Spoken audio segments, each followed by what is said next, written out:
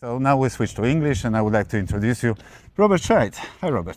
Hello, Mateus. Great to be here with you, doing this interview. First time doing the walking interview, so should be interesting. All right, you're welcome. We do this since 2 years, and actually we enjoy it because you must know that now many people are walking together with us, and this is our mission to do some activities together, and we motivate each other. Anyway, what I would like to tell you.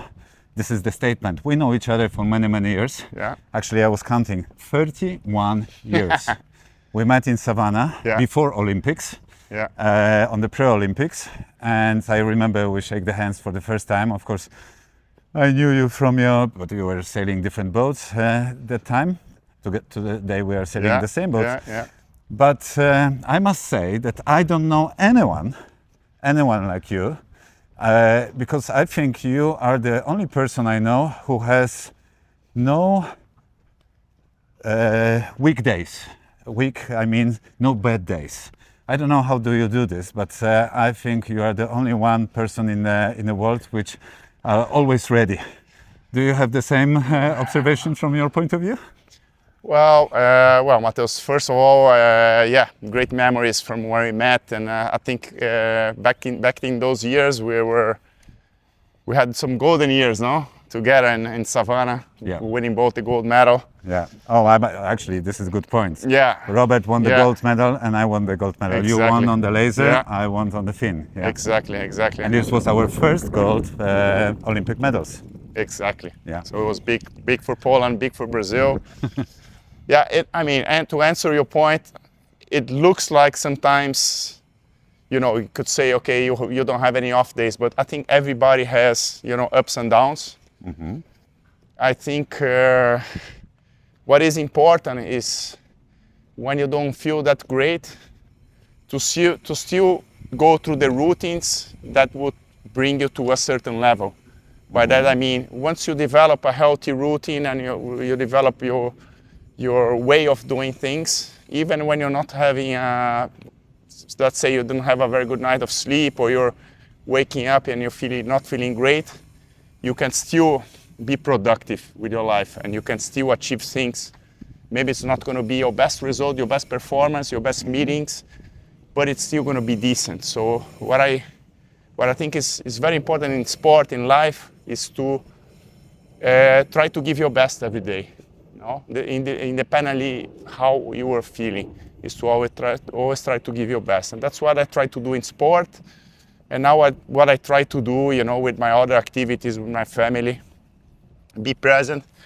And of course, there's always those days that you feel great and everything seems to go your way, but it's how you deal with the bad days that it's really important in the end of the day. I like that what you are saying. This is what the champions are saying, how you deal with the bad days. So how do you deal with the bad days? For example, you have a not very good 100% night. What tricks, other habits you can do during morning routine to bring your level a little bit higher and still deliver performance? Maybe not 100%, but 95%. Yeah. I like to start my day with some yoga, a little bit of deep breathing. So I developed some routines, having some yoga classes back in Brazil with my wife. And that I think it's very important because you really connect with yourself and you can really, mentalize what's ahead of you in that day. So I have a routine of 10 to 15 minutes of yoga, plus some deep breathing and some stretching that I try to do every day. Do you do this at home, or you go somewhere for the classes? Sometimes I go with classes, but when I cannot go with the classes, I know more or less the exercises already, so then I can do it on my own. Then I go through my daily activities with the kids, but I always try to do some physical activity every day. That can be a bike ride, or could be a swim, or could be a walk with my wife, or could be a wing foiling session, or sailing, or so some kind of activity, because I think the body likes to move. You feel better when you move. You have a lot of benefits. So But I know that you are, you know, as an Olympic champion, 5-time Olympic medalist, multiply world championships. How many world championships did you win? 14. Listen, guys, 14, 1-4 world champions. Yeah. And we just finished the regatta here in Miami, sailing together. Congratulations. Thank you. Second. And we finished with Bruno third. And you see, we fight. There was no mercy on the water, and we have a pretty nice, friendly power walk now. This is what I like, really. In sport too. But coming back to the to your, that's what you said, that our body likes exercise. Of course, you had to push hard to be on the Olympic level, preparing for the Olympics. But I'm watching many people, including you, and I see that your everyday activity, you are not pushing that hard very often. Sometimes you're going only for a, I don't know, 10-minute bike ride or 15, and you are not pushing that you are sweating or you have a sore muscles after. It's just the easy activity, isn't it? Yeah, it is. It is. I think there are days that you push a little bit harder when you have, you scheduled something harder to do. But I mean, if every day you can do a light activity, even 10 minutes of walking or biking or swimming, it will bring a good benefit for you. You feel better with yourself. It will be good for your health, your well-being, and that helps. So there's, like, with the age, I also think you don't have to kind of kill yourself every day with hard sessions. You have to do them sometimes, but it doesn't have to be every day, because they're counterproductive if they're exaggerated. Oh, right. So you think too much can also take us down? Exactly. Yeah. Exactly. Did you ever experience that state of your body or mind that you push too hard and you felt overburnt, overtrained? Exactly. I did sometimes, where try too many sports in one day or do too much, and I didn't feel great the next day. So I think you have to respect your body. I think the key thing is what I say to people is, like, listen to your body, hear what he's telling to you. If he tells you that you need a rest, you respect it and you have a rest. Don't push it through, because it's going to be counterproductive. And those days that you really feel good, you can push a little bit harder. So I these days, I am not an Olympic athlete anymore. I had a tough schedule for many years, and now I just try to do activities that give me pleasure, that I enjoy to do. Yeah, and still keeps you in good energy, resilience, I can see, and that's what I pointed out. I see that every day you're ready. And this is not coming because you were born with it. I think you're taking care of it. Watch out the car just behind us. Yeah, interesting. So when are you listening to your body? Because many people are, they are in all the time. They are busy. Of course, you can wear the watches or the rings or bracelets, which give you the feedback information about your readiness. But I understand that you are more focused on feeling than devices. I focus a lot on my feeling, how I feel on that morning, and sometimes I check my heart rate also in the morning, because heart rate is when you start to feel sick or you overtrain, your heart rate usually goes up by 5 or 10 beeps per minute. Yes. So I respect that. When I feel that my heart rate, I'm waking up with a high heart rate, I try to not push too hard on that day, because I know I'm out of my comfort zone. So how do you check your heart rate in the morning? I have a monitor, so I do that as soon as I wake up. I check that. So it's a monitor you put on yourself, or yeah. So you not sleep with it? No, I don't sleep. I just check when I don't think you have to get crazy to check your all night long. But the moment that you wake up, always when you wake up, you check, and then that's going to be a good guide. All right. What is your good heart rate? My rest heart rate is about 50 per minute. Okay. Sometimes you go 40 something, or It could be, yeah. Sometimes when I'm well rested, you know, I had a great night of sleep, I can wake up and I have 48, 47. And sometimes when I, you know, for instance, this regatta, you know, it was exhausting. I was waking up, I was 65, 67. Yeah. So you could see that the body was giving their signs, you know. But I think one thing you learn with doing a lot of sport is that the body is capable of doing a lot more than what we think it is possible, no? Our limits are way beyond what we believe they are. So I think you experience this in sailing too, Matteo. Some days you go out on a course and you don't feel that great.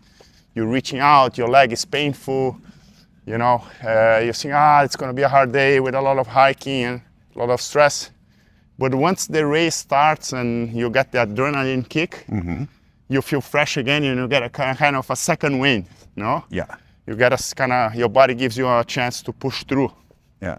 Why do you think it's happening? Because not everyone is getting it. I know what you're talking about, but I also know many other athletes that are calling me or texting me or meeting me and saying, I cannot really get there, although I think I should. What do you think? How the mindset, our mindset, is said that we can do more than our body can do? Yeah, I think you have to commit to try to do the best you can. You know, you have to try to push through a little bit. You know, I think the body listens to when you really want to try your best, want to do, and will give you a possibility. Another thing that is very important is nutrition, because dehydration is a big factor, you know, for us that goes on the water, you know. So I'm a person that drinks a lot of water, you know.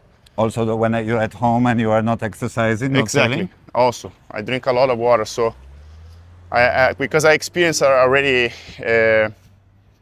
a lot of symptoms of dehydration, and then your mind gets unfocused and you lose a lot of energy in your body. So you can lack food, but you cannot lack water and electrolytes and hydration. So I think that's very important. People, they struggle with this. Sometimes I see a guy going sailing, he goes sailing 3 hours only, a small bottle of water, you know. Yeah. And it's not enough. Sometimes it's only the water. Only water, which exactly. is not enough, especially when you do exercise. Yeah. Do you see the same with the people who go to the office, that they also not drinking enough during the day? They don't drink, they have too many coffees, and they have a lot of exposure to communication all the time, no? So we're all the time checking messages on social media, and this also Notifications. Notifications. So your mind is never shutting down. You know, you're never giving time for yourself.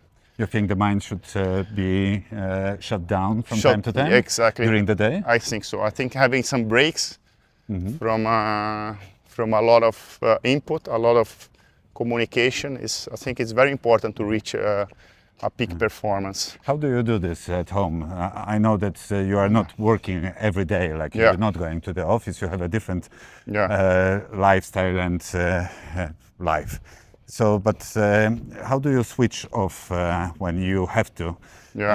You spend the time only by yourself? I don't know, your sport activity gives you this time to be usually alone? I have this routine in the morning, early morning, which I don't connect with any communication. So I spend like 20 minutes, half an hour doing these exercises. After you wake up? After I wake up, and then, you know, I go take my kids to school.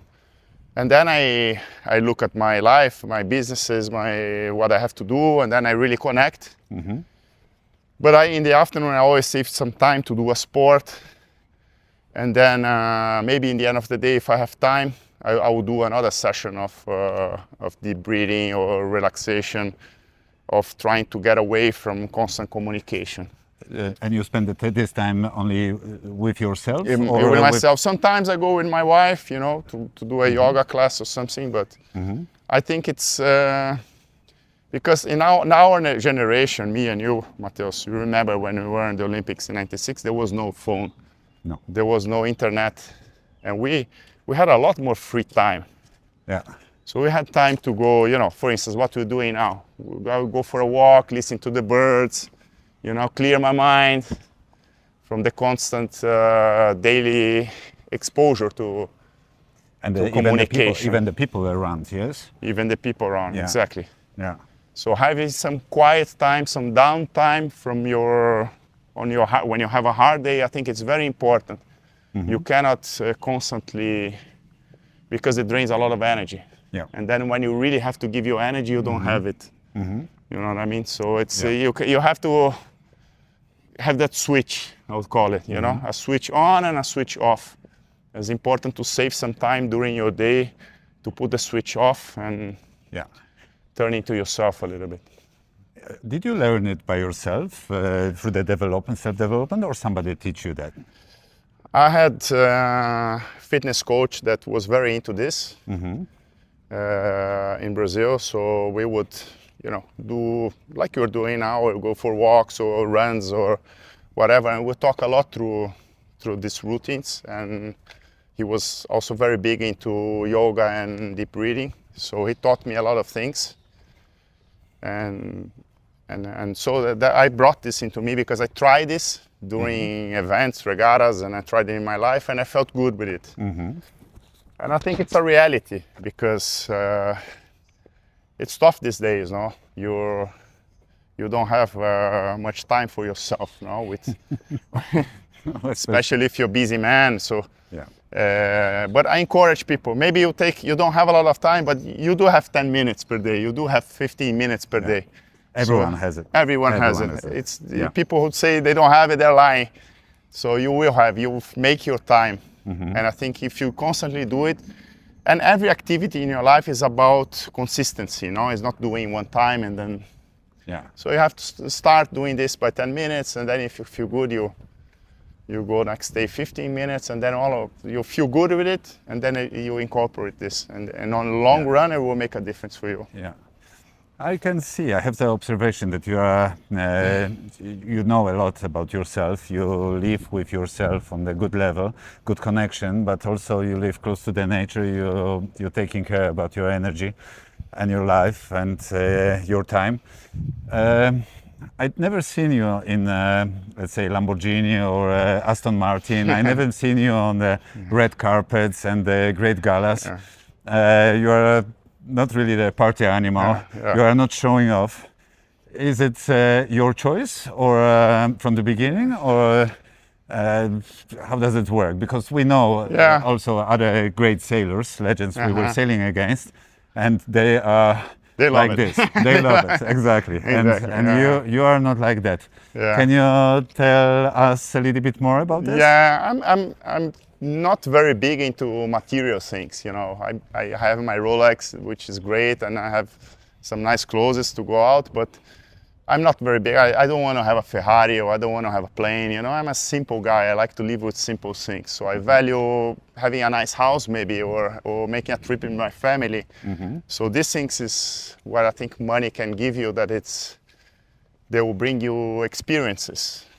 So instead of buying things, is using your resources to create experiences for you that will bring you something, it will add you something to your life. For instance, going to Hawaii, or going to a place you've never been before, or having nice people around you, doing a barbecue. So I value much more these things than owning a lot of expensive things. Right.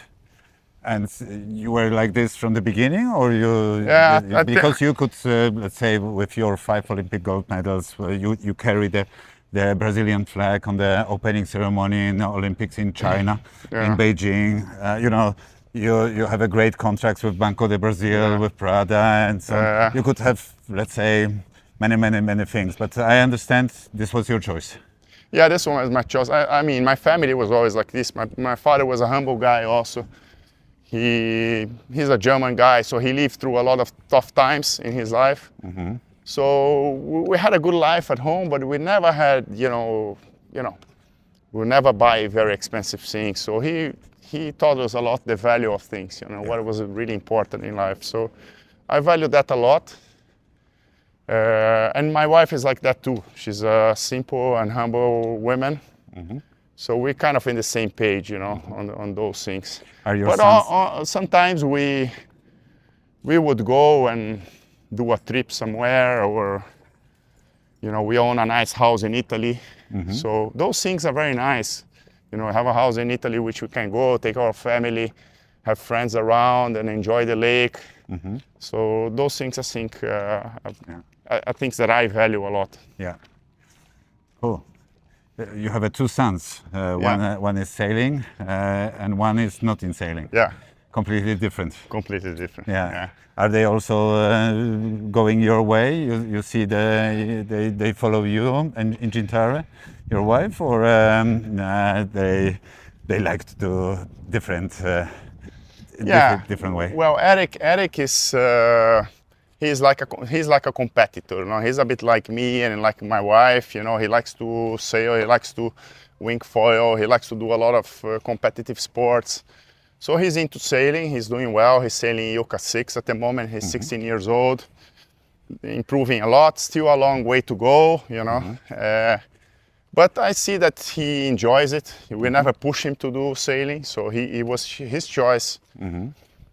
And interestingly enough, you know, my other son is a totally different personality. He doesn't like to compete that much. He likes to be outside in nature, enjoy with friends. He likes to do scuba diving, free diving, play a little bit of volleyball, but he's not into too much exposing himself to competition, which we have to respect and you know, understand his personality and support him. You know, so it's nice to have, you know, a little bit of both, because it brings a balance at home too. It's not all about sport or winning or this. You have quite a nice balance. Are they coming back to you and Gintare, your wife? For your information, Robert has 5 Olympic medals, and Gintare has one. Yeah, silver medal. Yeah. Silver medal. You both won the silver medals in the China Olympics in 2008. Yeah. Amazing. And are the kids talking about this often? That you did the sport and you know you went so high and so on? Or not really. Not really. Sometimes they ask me to show them medals, and they looked at it for 2 minutes. I said, okay, it's good. But I mean, it's a new generation. They know what their dad did. Yeah. The mother did. But they live in their present. You know, they live in their reality. So. Okay. And it's good like this. It's like this, you know. Yeah. I don't want any shadow on his life, you know, of what I did, you know. Yeah. What I did is in the past is done, so you have to live in the present, no, Mateus. What we did back there in Savannah was great, but it's there, no. Yeah. It's there. So important is what we'll do forward, no. Yeah. And we have many years in front of us. Let's hope so. No, that's good. Now we see Pokar winning at 67, so we still have some runway, no? Hopefully. Exactly. You know, when he won the World Championships, we finished second last year in Croatia. I told him on the podium that I want to be like him. Yeah. Be able to be 66 years old. So for me, it's 16 years and from now, and be able to compete and still be able to win the world. It's an example, no, for all of us. It's really. He's a tough guy. Yeah, well, it's good. It's good. We like when the level is high. Yeah. Last question, Robert.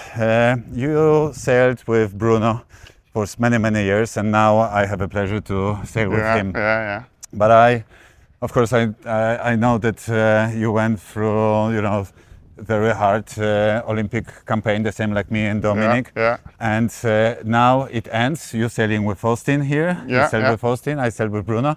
But I see you talking very often. Yeah.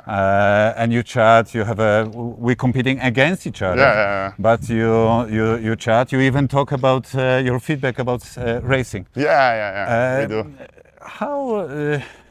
How interesting it can be for people who are listening to us at the moment that, you know, your rivalry is one thing, but on the other side is this respect, and maybe not friendship is one thing, but, you know, respect to the other people, and this what is happening in the sport is not the end of the world, isn't it? Oh no, of course not. No, we go on the water, give our best. We fight each other. We want to beat each other, but in the land, it's everything's different. You know, got to respect. Bruno is a long time mate for me. We grew up sailing Optimist together. You know, back in the day in São Paulo. Yeah, and did this first national championships together. Then we grew up. We went to laser world championships together. He went to fin sailing. Against you guys, I went to laser, and then it came a point that I wanted to sail star and invited him to crew for me, and I think we did a great partnership together. You know, he was hungry, he was on the same page as me. We did 2 Olympic cycles, and you know, we're still good mates. We live in the same island now. We're friends. We participate in some projects, business projects together, like the SSL projects. He's the manager. Yes. And you know, I respect, because he's a guy who has so much experience in crewing and in the star class, that sometimes I go to him and say, hey, I forgot how that worked, you know, for a crew. What you think it would be the best, and so on. So we change a few ideas. He reminds me about a few things, and we discuss about the race. So there's a tremendous friendship behind all this. That is, you know, back in the end, it's the most important thing is to keep these relationships alive and not let the competitive part ruin these things. No? Easy to say, but not easy to do. Yeah. And what do you think are the key components of this? That you know, you still be able, the same like me and Dominic. When we meet, when we call, it's all good. All normal. Yeah. We never break, you know, we never did anything wrong together. Although we didn't succeed many times, we succeed many times, but you know, we are fine with it, and now we can count on each other. What do you think is important in this kind of, for the future, if somebody, you know, is thinking about it for the future? Well, first, when you partner with somebody, it's important to understand the personality of the person, and if it's going to be a good match for you, you know. So if you're going to be, you know, matching well together, because you're going to have, like, as you know, you're going to have good days, bad days. You're going to be through struggles. The boat will be slow some days, and you have to find solutions together, you know. So it's a team. So it's this bond, this connection between skipper and crew is super important. There has to be respect and collaboration, you know, and you have to have a mutual goal, a strong mutual goal, you know, and the person that you're sailing with has to have desire, passion for it. And what I think is also, there is a healthy timing for these relationships, as you probably experienced with Dominic. You do 1 Olympic cycle, you do the second, but it comes to a point where the relationship kind of, you know, gets, what would be the word? Stiff. Yeah, a bit stiff. Yeah, exactly. Yeah. It reaches its limit. You know what I mean? So it's sometimes healthy to change, sail with somebody else who will bring a fresh perspective that will be super motivated with the project. And from then on, you can reach, you know, other things. So it's, we've seen it with teams, we've seen with football teams, volleyball teams, and in sailing is the same thing, you know. It's healthy sometimes to have some changes and experience how it is to sail with other people. Yeah, great. Super.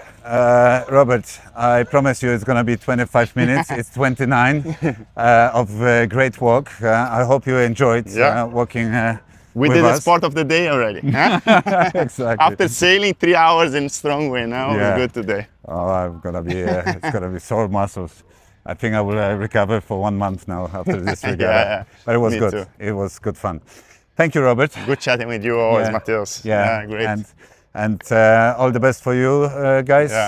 Remember that we walk every day, and walking is also kind of exercise, which can be easy but done every day. Exactly. Super, great. Cheers, guys. Cheers. All the best. Bye.